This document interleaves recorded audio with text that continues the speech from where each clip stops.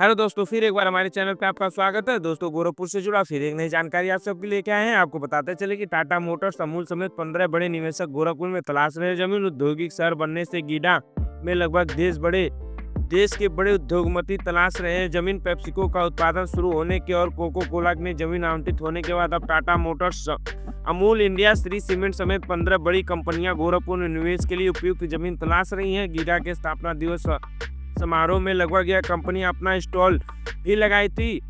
Invest UP के इन stall में आ रहे उद्योगियों में कुछ धुरियापार में जमीन भी देख चुके हैं।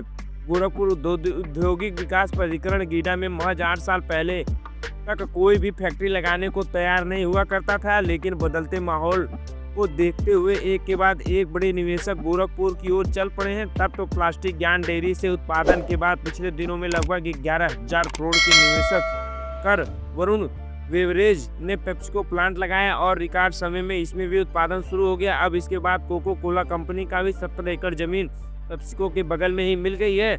लिंक एक्सप्रेसवे के दोनों तरफ करीबन 800 एकड़ जमीन में इंडस्ट्रियल एरिया का हब बनाया जा रहा है। लिंक एक्सप्रेसवे से लखनऊ वाराणसी की दूरी कम हो गई है। इसके लखनऊ मुजफ्फरपुर हाईवे से जुड़ने के कारण सनौली और बिहार की तरफ आगमन भी आसानी हो गया है।